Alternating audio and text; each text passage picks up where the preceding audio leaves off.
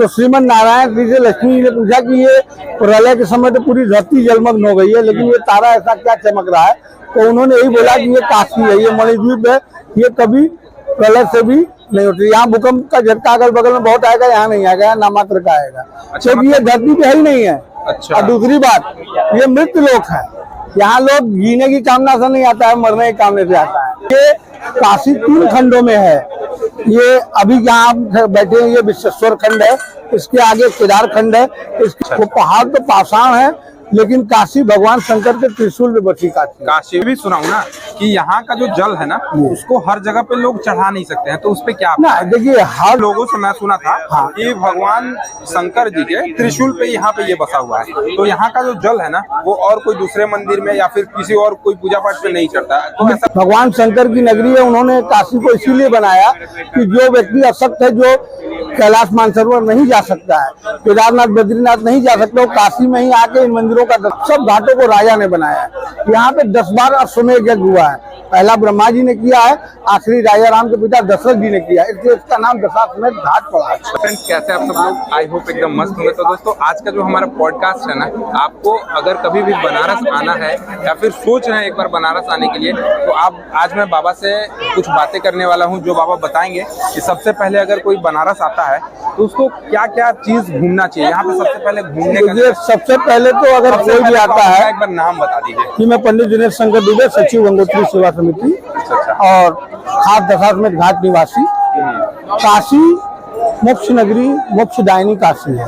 यहाँ शुरू से प्राचीन काल से तीर्थाटन के लिए लोग आते थे, और आज भी अगर काशी आते हैं तो सबसे पहले गंगा स्नान करते हैं लोग, उसके बाद बाबा विश्वनाथ को जल अर्पण के लिए जाते हैं। तदुपरांत आदमी अन्नपूर्णा मंदिर है, काल भैरव है, संकट मोचन है, दुर्गा जी है, मानस मंदिर है, ये सब इम्पोर्टेंट मंदिर है जो कि लोग घूम पाते हैं। वैसे तो अनादि काल में भगवान शंकर की नगरी काशी है। यहाँ के लिए कहा गया है कि आज से 500 साल 1000 साल पहले ट्रेन या कार या कुछ हुआ नहीं करता था, तो उस समय बैलगाड़ी और घोड़े का ही साधन था। तो हर कोई केदारनाथ, बद्रीनाथ, गंगोत्री, यमुनोत्री, अमरनाथ, वैष्णो देवी की यात्रा नहीं कर पाता था। तो उसके लिए एक सुगम यात्रा था काशी, कि वो व्यक्ति काशी आ जाए, काशी में ढूंढ ढूंढ के। इसीलिए कहा गया प्रयाग मुंडे, काशी ढूंढे और गया पिंडे। ये 3 स्थान है। काशी में भी पिंडदान होता है पितरों के नाम से, लेकिन काशी को सर्च काशी भी कहा गया है। यहाँ आके ढूंढिए, यहाँ हर प्रकार के, हर कोटि के देवता यहाँ मौजूद है। यहाँ 64 योगिनी भी है, 12 ज्योतिर्लिंग भी है, शक्तिपीठ भी है यहाँ पे, 56 विनायक भी है यहाँ पे, अष्ट भैरव भी है यहाँ पे। यहाँ 2 महाशमशान है, एक शिव को मानने वाले मणिकर्णिका जाते हैं, और वैष्णव जो विष्णु को मानने वाले वो हरिश्चंद्र घाट पे जाते हैं। ये काशी 3 खंडों में है। ये अभी जहाँ बैठे हैं ये विश्वेश्वर खंड है, इसके आगे केदार खंड है, इसके विश्वनाथ जी के आगे आप बढ़ेंगे तो मध्येश्वर खंड है। और प्राचीन कहा गया काशी 3 पहाड़ों पर स्थापित है। वो पहाड़ तो पाषाण है, लेकिन काशी भगवान शंकर के त्रिशूल में बची काशी।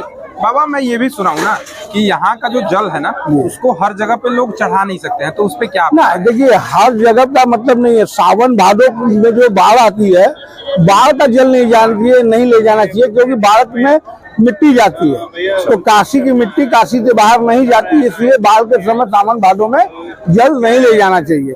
बाकी समय आप जल लेके जा सकते हैं, अपने घर में पूजा पाठ में प्रयोग कर सकते हैं। नहीं, मतलब कुछ लोगों से मैं सुना था कि भगवान शंकर जी के त्रिशूल पे यहाँ पे ये बसा हुआ है, तो यहाँ का जो जल है ना वो और कोई दूसरे मंदिर में या फिर किसी और कोई पूजा पाठ पे नहीं चढ़ता है। तो मिट्टी वाला, मिट्टी रहित जल नहीं ले जाना चाहिए। सावन भादो ये 3 महीने का जो जब बाढ़ आता है उस समय की जल को नहीं ले जाए, या ले जाओ तो कपड़े से छान के ले जाओ कि मिट्टी न जाए। जितना भी मिट्टी जाएगा उतना यहाँ पे स्वर्ण दान करना पड़ता है, उसके बदले में जितना मिट्टी यहाँ से ले जाएगा उसका दान भी करना पड़ेगा। उसका उतना मिट्टी का भाग का स्वर्ण दान करना पड़ता है। तो काशी में सभी तरीकों का तीर्थ का समावेश है। भगवान शंकर की नगरी है, उन्होंने काशी को इसीलिए बनाया कि जो व्यक्ति अशक्त है, जो कैलाश मानसरोवर नहीं जा सकता है, केदारनाथ बद्रीनाथ नहीं जा सकता, वो काशी में ही आके इन मंदिरों का दर्शन करेगा, तो वहाँ से 64 गुना फल ज्यादा प्राप्त करेगा। वहाँ से 64 गुना ज्यादा फल प्राप्त करेगा, क्योंकि ये भगवान शंकर की बसाई हुई नगरी है। इसीलिए जहाँ हम आप बैठे हैं ये दशाश्वमेध घाट है, ये अनादि तीर्थ है। देखिए, दशाश्वमेध घाट, क्यों इसका नाम दशाश्वमेध पड़ा?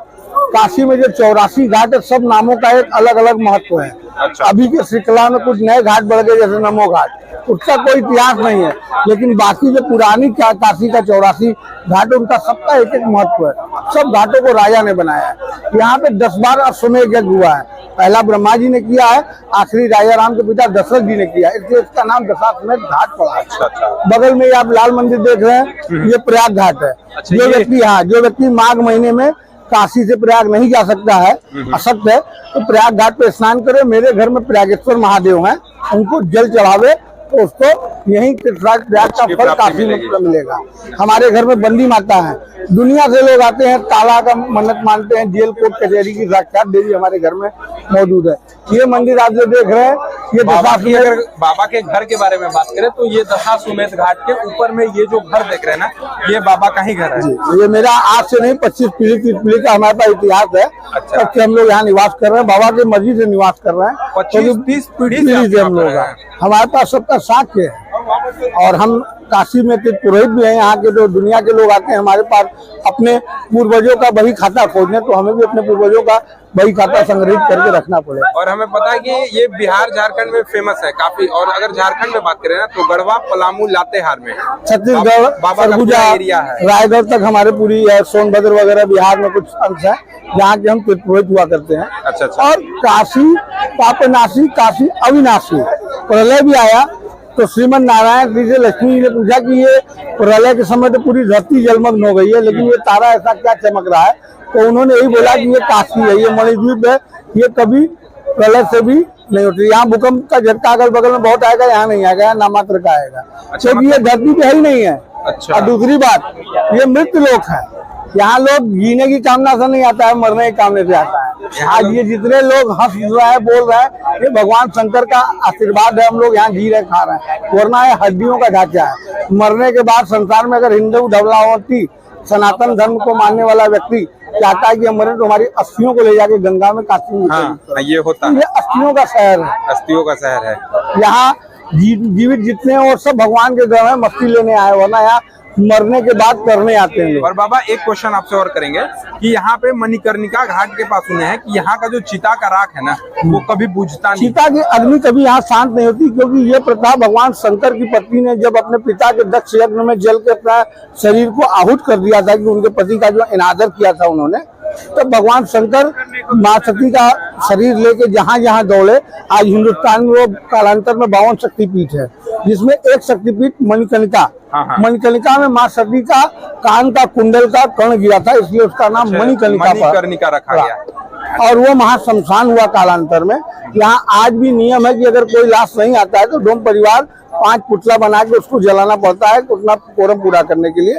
लेकिन अभी तक का ऐसा इतिहास नहीं है कि उनको जलाना पड़े।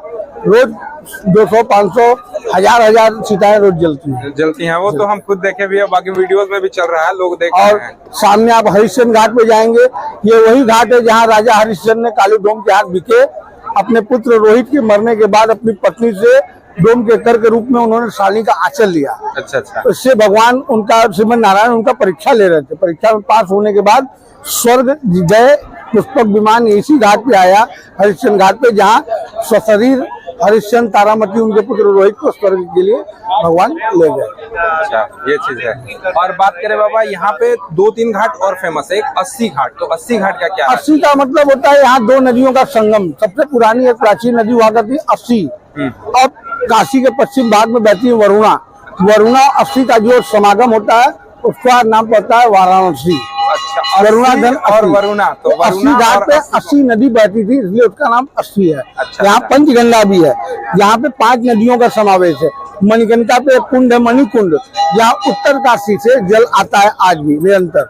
अभी 22 अप्रैल को अक्षय तृतीया के दिन वहाँ एक बहुत बड़ा मेला होगा, उस दिन नया जल आएगा वहाँ से पहाड़ का। यहाँ लोग, हम सभी ब्राह्मण लोग वहाँ स्नान करेंगे। और बाबा एक क्वेश्चन और जो कि सबसे लास्ट है, बहुत लोग बोलते हैं कि अगर आप गंगा में आए हैं स्नान करने, तो गंगा के इस साइड ही स्नान करना है, उस साइड नाव से नहीं जाना, उसका कोई फल नहीं। आज कालांतर में तो बहुत से लोग, जैसे आपने कहा ना, मौज मस्ती के लिए आते हैं, तो मौज मस्ती के लिए आदमी कहीं भी जाए, लेकिन जो आदमी सत्कर्म करने के लिए आता है, मोक्ष प्राप्त करने के लिए आता है, वो काशी के इस घाट पे, पश्चिम दिग्भाग में ही काशी है, पूर्व दिग्भाग में मगध है। मगर कबीरदास की वाणी है में मगहर का जिक्र आता है, तो वो पार्ट मगहर है। वहाँ ये कहिए कि ये इंसानों की नगरी, वो प्रेतों की नगरी है।